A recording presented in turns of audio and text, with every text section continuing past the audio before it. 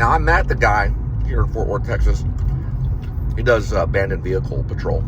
Very different looking on the vehicles. It's a different type of utility truck. Very, very easy to see. You're not going to have 5 cruisers along the highway for anything. At least it's corrupt. Not in my book. Do the math. You got a supervisor, and you got this guy that stopped it.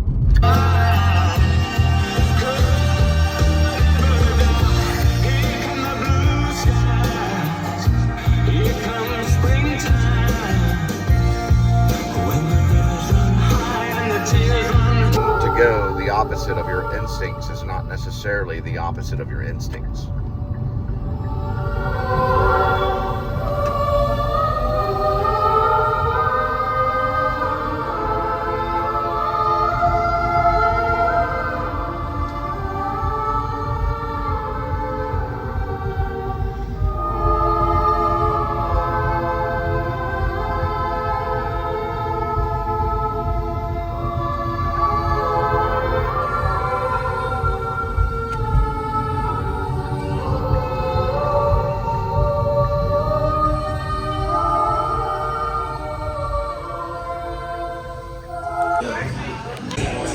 All right, working on chapter, I think 117, chapter 117 right there.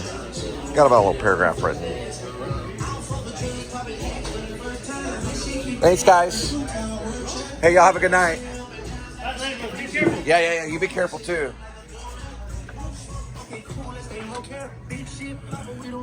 They were just wondering why I was taking photos. I said because it looked cool. Doesn't that look cool? I think in the story they used Modern Warfare. I think 2 or something like that. I think it's Modern Warfare. I don't know which one it is. I think it's 2. I'll have to look in the book. But what they do is they get in a room, and he gets in the room too, and he finds out through looking at the username and stuff that that's one of the people in the force that's playing. It's a PS3, not many people get in those rooms. Now, the other way they communicate, the only way they communicate is through that game. But they find out ways to get him numbers and an address where a GPS can be laid out, and he can pick up Bitcoin money from Bitcoin ATMs in Alaska, and that's how he gets funding. So he goes to the game, he goes into a room in the game. That's a game that you play. The character moves around a certain way, and he's able to write down what's going on. It's like in code. Matt teaches him how to do this. Matt Dill. Those will be in flashback sequences. They're not actually flashback. Everyone argues about flashback. They're more like memory sequences, but everyone argues about what's a flashback. I call a memory sequence a flashback, just so we can move forward.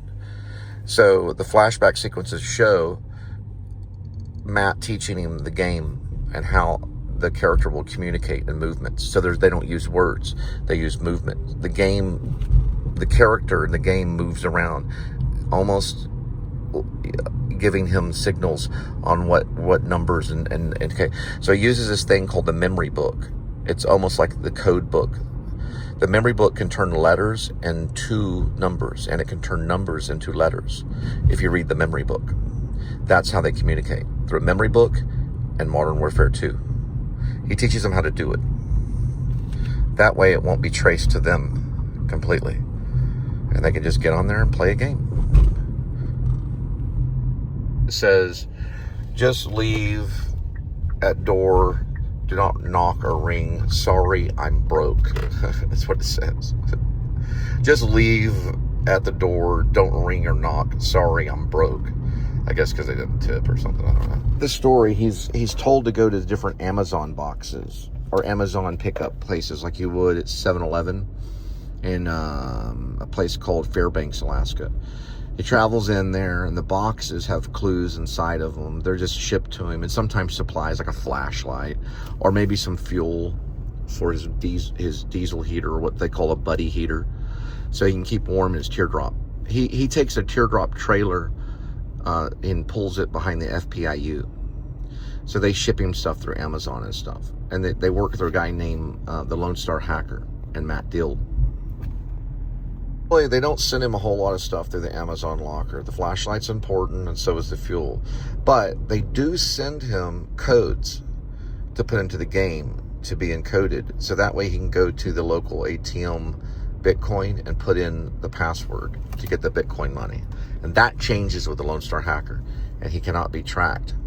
They don't have the encryption codes for his system. So the encryption codes constantly change with the Lone Star hacker. No one can find him. I want Bradley Cooper to play him. He's very skinny, about 130 pounds. You only see him from behind. That actor that's cast to play the Lone Star hacker will come up with the dialogue himself. He'll also come up with scenes. And he has a lover. I see. He has a lover that stays with him that you never see. It's a fat guy. It's a fat guy and a skinny guy that live in an apartment. They watch spy films, spy thriller films, and they're dorky. He hacks for Shep the department pays him. Matt does. Matt's the older brother. He knows about the Lone Star hacker. So the Lone Star hacker is very, very skinny, and he hangs out with a fat guy. He can hack anything, even the dark web. He can sometimes even get into Apple. But don't let anybody know, because his encryption codes can change too. He used to work for Apple. So he did used to work for Apple. He knows about the encryption codes, and he knows how to override them. You can't fuck with the Lone Star hacker. Pretty cool story, huh? Because of the Lone Star hacker. Yeah. He can hack into anything. So they can't, all of a sudden, Daniel, does all this horrible stuff. So Shepard Dwight East turns into Archie Rector because of Daniel's sins. So they turn Shepard Dwight East into Archie Rector. And so when they run his information in Alaska, he comes up as Archie Rector. Not everybody has a middle name, but Archie Rector is his name. And his dog is named Rover. That was once Shepard Dwight East and his dog Buster. So when the two statemen, Mark Wahlberg and Cole Spivey, they're basically what they are is they're the state troopers in Alaska. Mark Wahlberg is a sergeant, and Samuel, who's me, Jonas Samuel Camden III, he listens to orders, but he doesn't know for sure if Shepard Dwight East who he is, and they don't know who Archie. Hang on, it gets really the Archie Rector thing. Okay, how it works is this way: Mark Wahlberg would play Al Greenwood. Al Greenwood is the head sergeant of the state trooper that supervises Jonah Samuel Camden III. Jonah Samuel Camden III is kind of chubby guy. He's kind of a writer. He lives on his own kind of thing. Has a cat, probably. Drinks a little bit. He was writing a story. A few of the characters do write stories in it. He basically is under the main state trooper, which is Al Greenwood. Al Greenwood has a hunch that Shep may be someone that he may be lying. They run the credentials and they cannot move forward, not legally. When they run the credentials, everything's fine, but he has a hunch.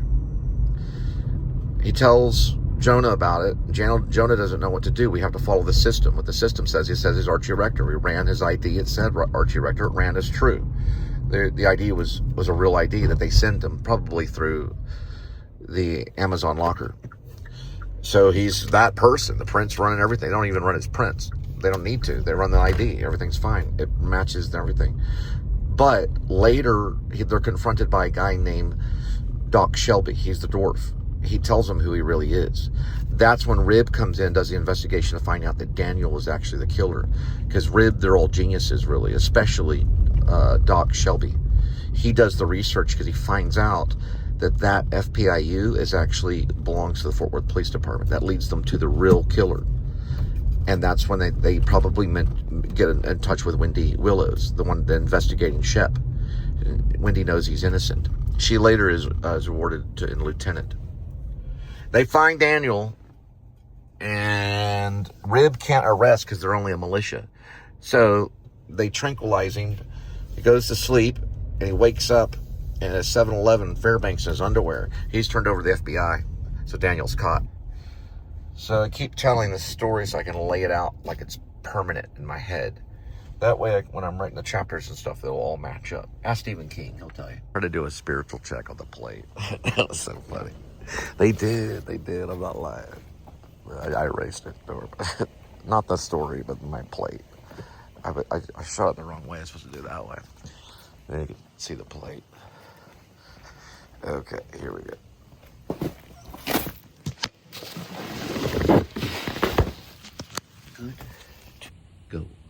So here it is. Well, it only comes when it's not supposed to come, and then you're like, you got to let it all spill out. There's a big scene that's already been written with Al Greenwood. He's State Trooper Al Greenwood.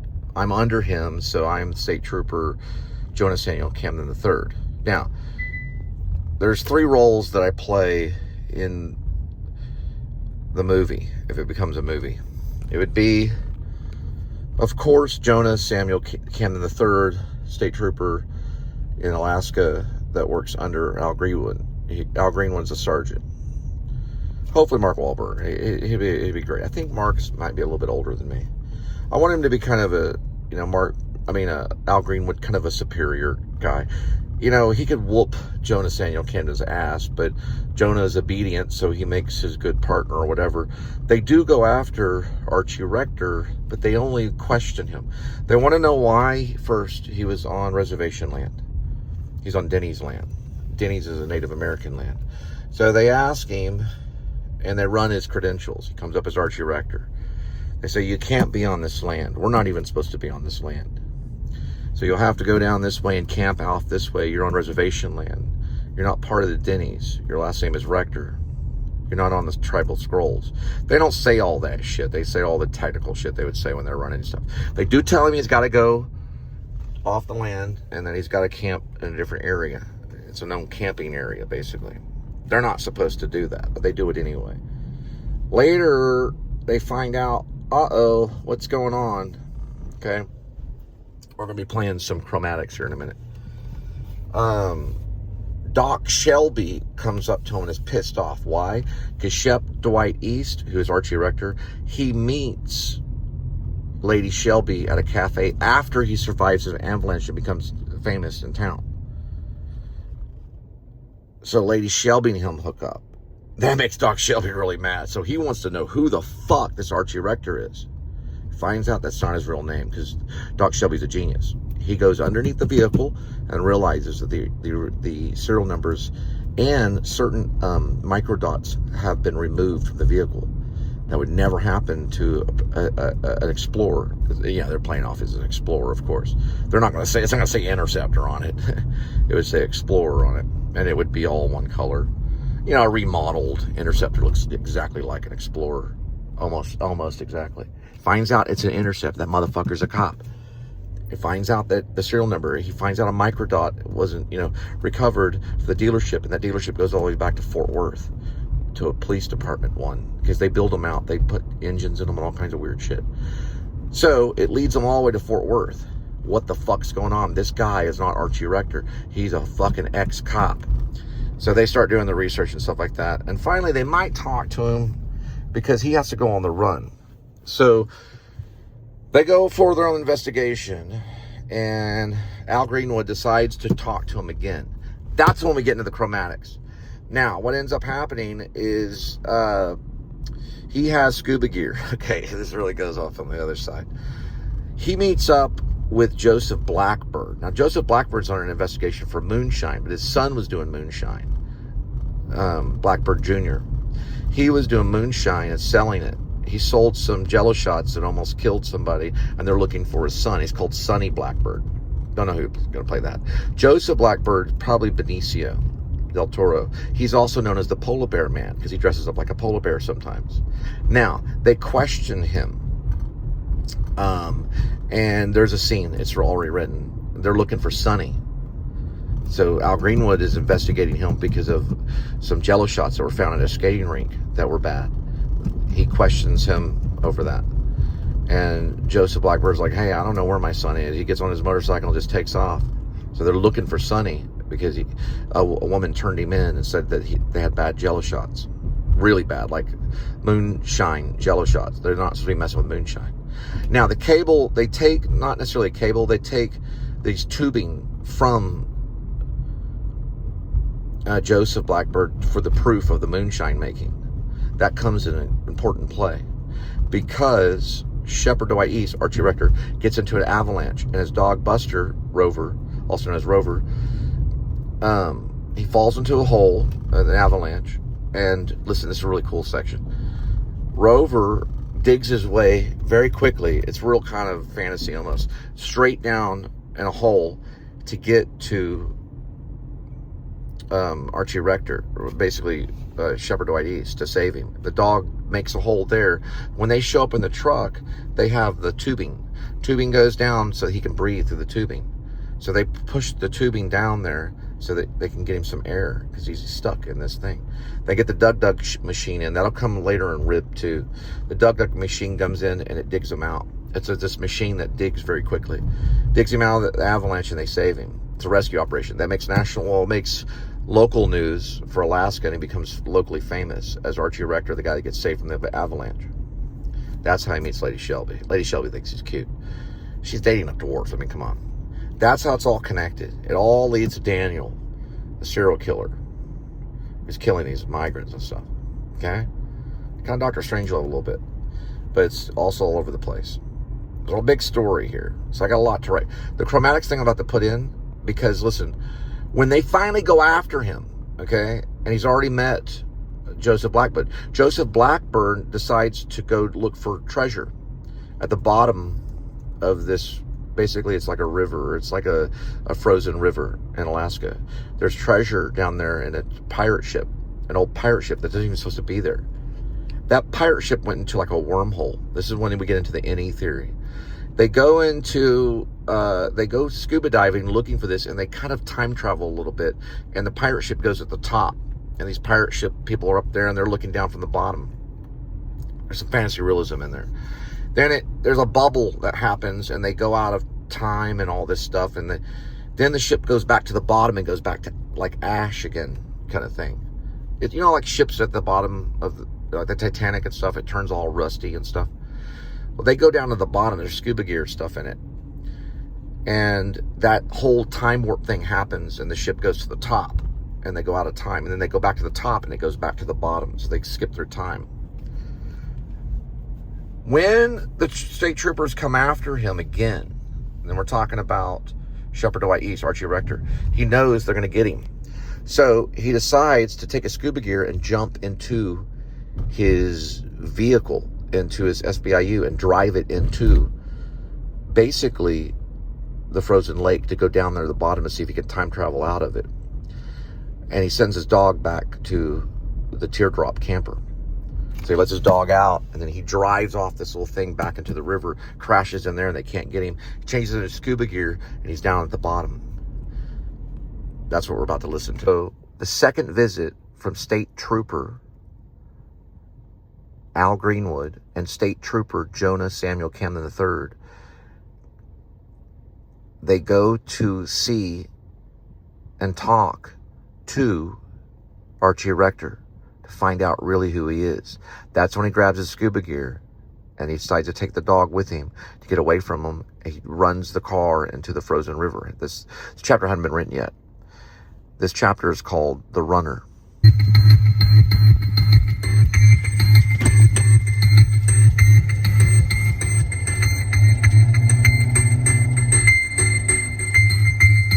At the edge of your mind, there is a cliff. Dive. It is dark outside, but it is darker inside. Use your fear. Run. Run. Closer. Run. Run. Closer. Imagine a lake.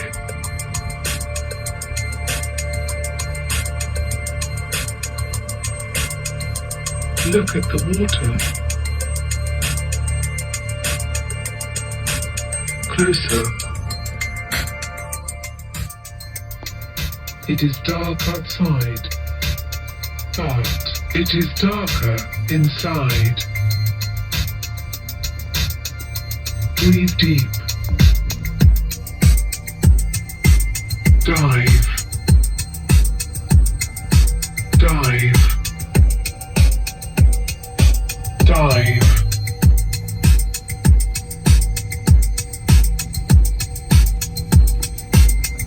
Deeper.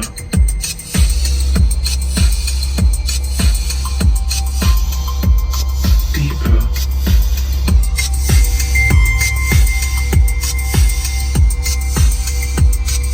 Deeper.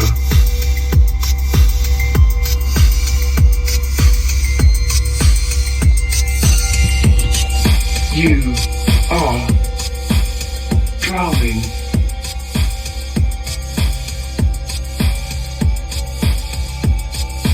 But time is your friend. Breathe. Look around. Do you recognize this place?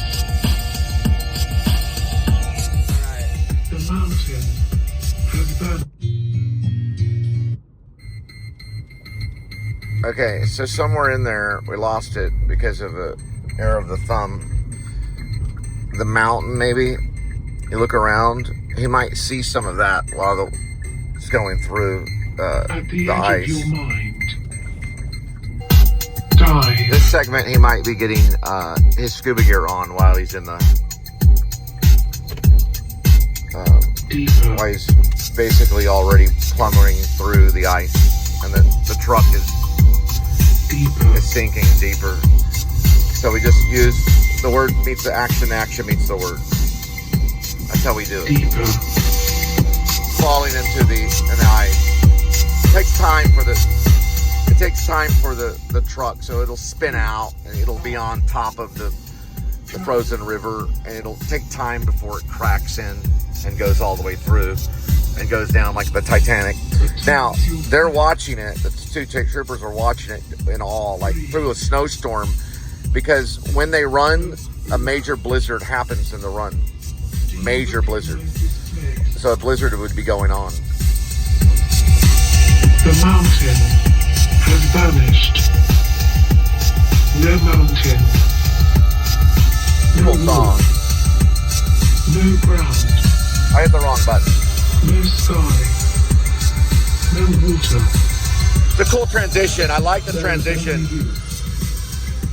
So when it goes into the water, it's going to transition into another song when the bubbles start to come up and he's got his mouthpiece in and he can breathe underwater, because they can't do that, they die. So they lose him in the water. Run. Closer. Okay, There is transition only here. you. He comes out through the window here. He's coming out of the window, very James Bond, and he's got his scuba gear on, just like he did with Joseph Blackbird, because he learned it from Joseph Blackbird. Remember, that could be Benicio. He learned it from Joseph Blackbird on how to scuba dive. He teaches him in the chapter, if you read the chapter. This is when he's swimming underwater. I want to be alone. I need to touch each stone. Makes the grave that I have grown. I want to be alone.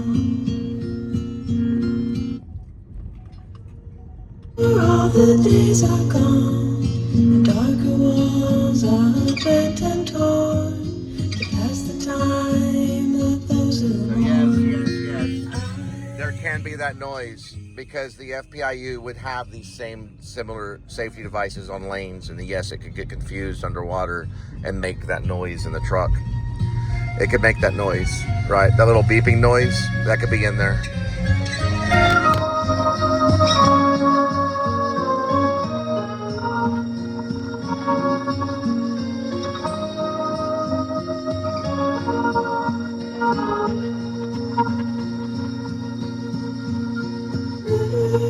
Is that one anywhere?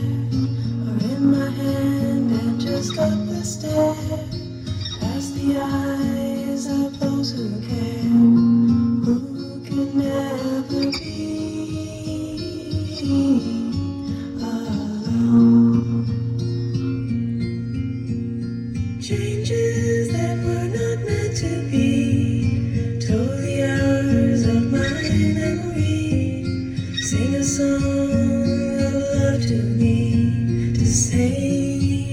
job is to break up a lot of the sequences and focus on those, which could be several different chapters of breaking through the ice. Could be maybe 4 or 5 different chapters of him just breaking through the ice and going through that struggle. Because as a filmmaker, you want to know all the little components that this leads to that and that leads to this. So these 2 songs would be included in the writing of those 2 chapters. Maybe 2 to 3 chapters of the sequence with Jonah Samuel Camden III. Okay. And Al Greenwood. And of course, Shepard, Dwight East, who is also known as Archie Rector.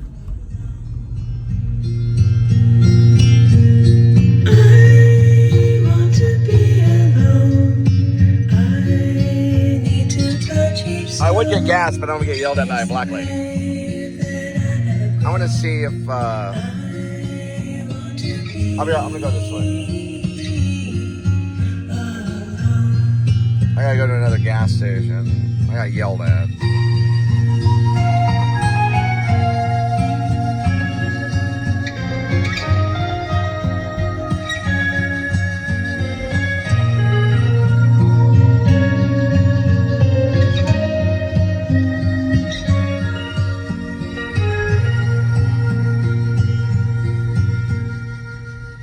All right, so it's kind of Quentin Tarantino, but it's also kind of James Bond too.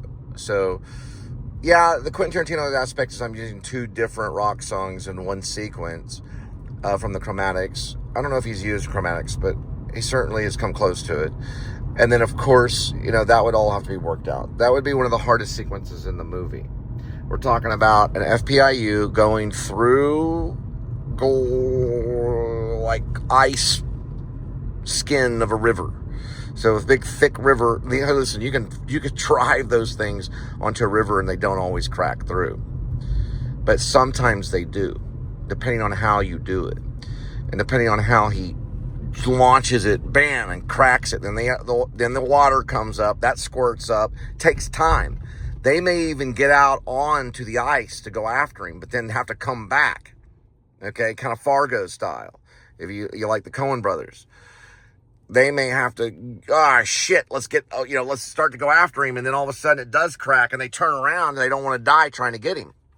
Then it cracks through, but he's getting into the scuba gear as it's cracking through. The dog has already been sent back to the teardropper camper with a tracker on it.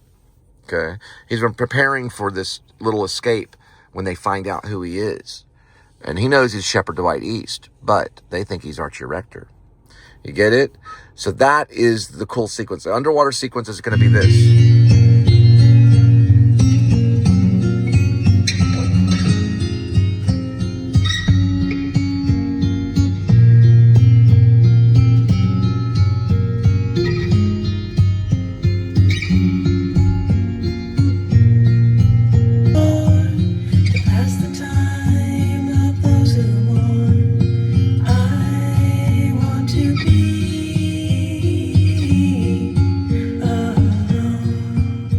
They don't know he's got scuba gear.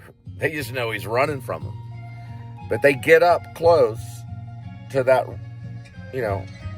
to that ocean. Or not, it's not an ocean, but it's a river that leads to the ocean in Alaska. A lot of the rivers do lead to the ocean. You got to read Jack Kerouac. I've read plenty of Jack Kerouac.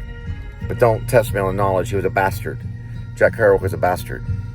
Now, he was imaginative, but all the rivers do lead to the ocean. And there's estuaries and stuff. They can't save him once he launches the the FPIU, the Ford Police Interceptor, onto that river. And it's cracking, but he ain't going to die. They don't know he's got the scuba gear. They think he just killed himself. So they got to watch that. They can't save him. They kill him. Right? They got to let him go into the blizzard and underwater. At that point, he's declared dead. They have to find the body. Now, he gets away underwater. What are we going to do with all this water?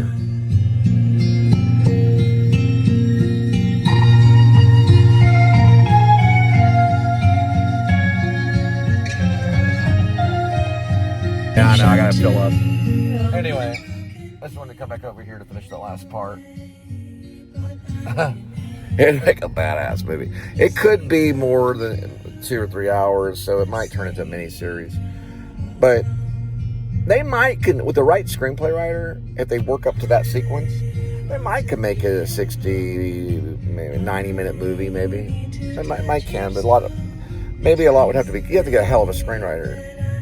But you know what I think I would do if they said, Cole, okay, we're gonna give you the money, we trust you, let's go forward. I'd say, hey guys, let's just look at the book. And we would have scenes that we would try out and talk about and have a whole crew. And we just use the book as a screenplay. And it might be better. It might be a better movie doing that. There's dialogue in the screenplay. We can always improv into the dialogue and improv out. So everybody's happy. Actors can rewrite scenes and we can all work together. Like I thought they did with Jaws. I thought they did that with Jaws. But I found out that Jaws did have a tight script. But Robert Shaw was a writer. He was a novelist with Jaws. And so, yeah, it gets kind of Lynchian. That's the thing that people are like, what? It does get Lynchian in a way. And it does, there is kind of like a time travel thing that it leads into. And that's a sequence that would be really weird. And so don't think of it as a cop drama, but you should, because you can make those cop dramas really good, just like James Cameron did in Terminator and Terminator 2. Especially the first Terminator, which I like the first Terminator better. But the Terminator 2 is good too, Judgment Day, where the cop dramas are treated with a lot of sincerity. So you think of it as kind of a cop drama. There's a surreal aspect to it. And then, of course, there's the time travel stuff that the dwarf comes up with later, the NE theory and things like that. Anyway, that's all I got right now. So what happens to poor old Shep, Archie Rector, as he's underwater? Okay, good question. He's able to access the snorkel, and he goes to the bottom where the pirate ship is. Okay, we're just calling it a pirate ship. It could have been a cargo ship. Here's the thing about the ship, though. Okay, the history of the ship, the etymology of the ship, or you could say the backstory of the ship. The ship was once at the Bermuda Triangle. Okay, and it's like a pirate ship kind of thing that was lost a long time ago. It does have gold, but it's been going in and out of these wormholes, and it ends up at the bottom of this river in Alaska, found by Joe Blackbird, who likes to scuba dive and stuff. He actually finds the tips of the cells and goes down there. And then he sees the chest, only he can't pick it up. It's too huge. So he has to go down there and weld. That's what he does. He goes down there and welds and stuff like that. And they do get some of they attempt to get the treasure. But when they try to, the ship changes. And then it goes to the top. And there's people in it. And it's floating. They're like, oh my God. The bubble happens. Now in the bubble, they go into air. It's very much like The Abyss. If you've seen The Abyss with James Cameron. And whoosh, they're like, what? And then the water comes back. So whenever he goes back down there, he's going to experience something very similar. Only it's going to send him to a different time and place. And we'll talk about that later. That's the first instance of time travel that's in the original Rib, parentheses, or Dog Night Out, close parentheses, Dash Shepherds of Alaska. But they don't know how to control it yet until the second Rib. Okay, Rib out. Okay, I found this one. This should work just fine. Go to my cousin's favorite number.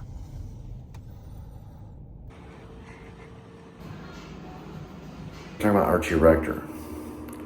He ends up in a bathroom. Completely in his flippers. Okay? His whole wetsuit, his snorkel, and all his gear.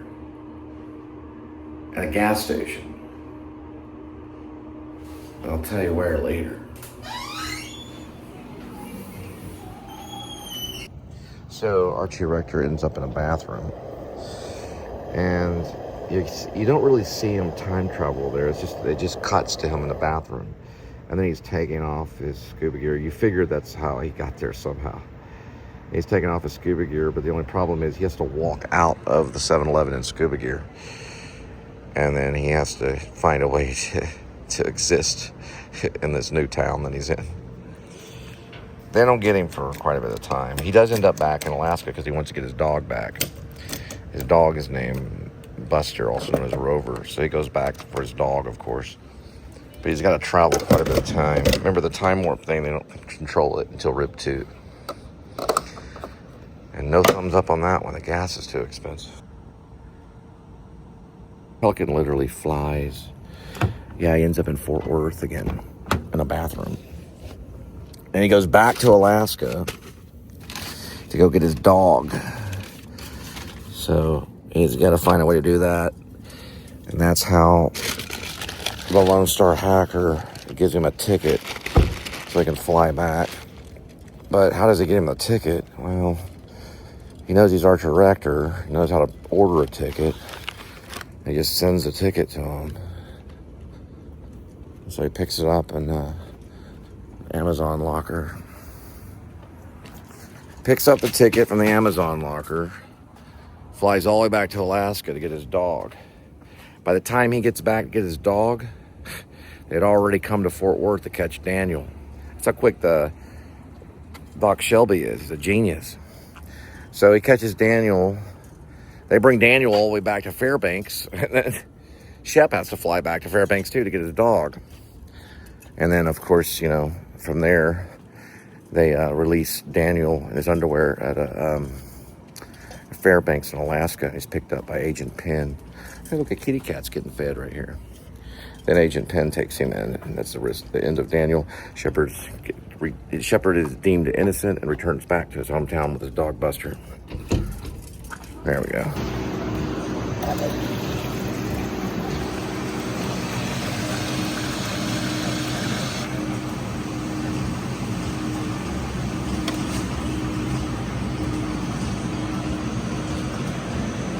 Went through all of them. They're all good. Especially the top ones right here. These are all the 9th. A couple 7ths right here. Which is still, you know. So, if there was a 6th one, we'd be in business. But I didn't see it August 6th. Yeah. And then this one's good too. Yeah, they're all good. If I'm not mistaken, they do have to have a date. Yes, they do, August 14th. These are always pretty good.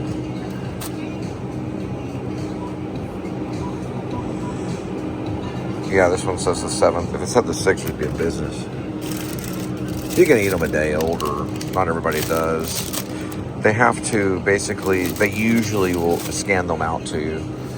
If they're one lower, or if it was the 6th. Like this is a breakfast one. Sometimes they skip the breakfast one.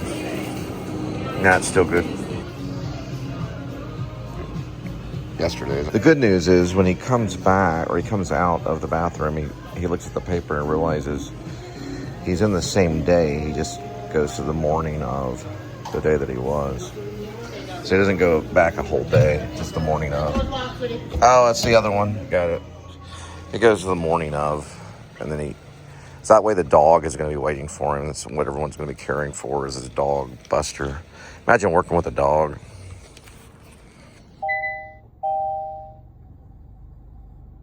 Bullshit. That's actually not correct. And it's been more than 10 minutes. Kia should already have updated that right there. That should have been updated. Because that's a full gallon. That's like 30 miles on top of that. Here's some ideas on Shep when he gets out of the bathroom after time traveling from the bottom of the river in Alaska. I just call it the Great River. When he comes out of the bathroom, the first thing he sees, of course, is like a t-shirt. It's like a display shirt. So he can take advantage of that. Then he's going to have to find a way to get a hold of the Lone Star Hacker. That can be a whole story in itself. But it'll have to be done in really quickly. So he knows the Lone Star Hacker most likely probably is in Fort Worth, baby.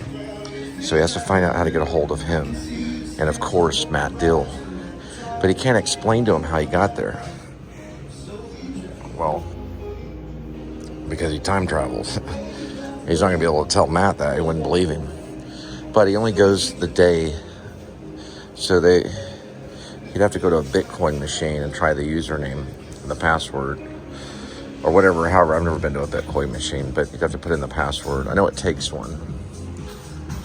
He puts in the password and he has some cash. He buys the shirt. He changes from his flippers. He puts that on a duffel bag. He might get it at a 7-Eleven. I like the idea. Maybe a Buc-ee's.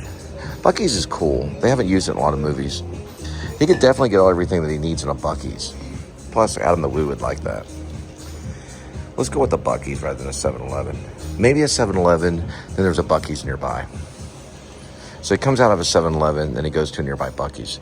But he gets his cash from the 7-Eleven. Then he gets to Buc-ee's to get the stuff that he needs to find the Lone Star Hacker. Really, all he has to do is just find... He has to let the Lone Star Hacker know where he's at. So he's got to go get Modern Warfare 2. Then he's got to get a PS3 to play it on. Then he plays it, lets him know in messaging by moving the character around. So the character would move around and it would start creating letters in code, right? By doing numbers. So what would be M? That's M. Why? 1, 2, 3. M. That's how they write. Right? So let's look at another letter. Watch this. 1, 2, 3, 4, and 5. 5 is an L. And so on. You have to get the memory book to understand it. Proof that a whole gallon went in there. The update did not go up on this. It should be 30. I should say 40 something miles. So, Kia can get a lot of trouble. There's proof. It should update by now. Those sons of bitches. So we do know that it's 45 miles.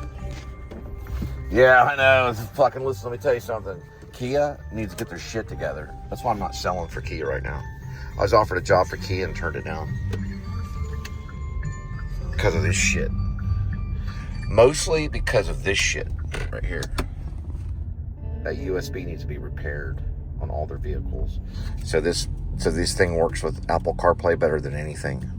Once they repair it, I'm going to show you.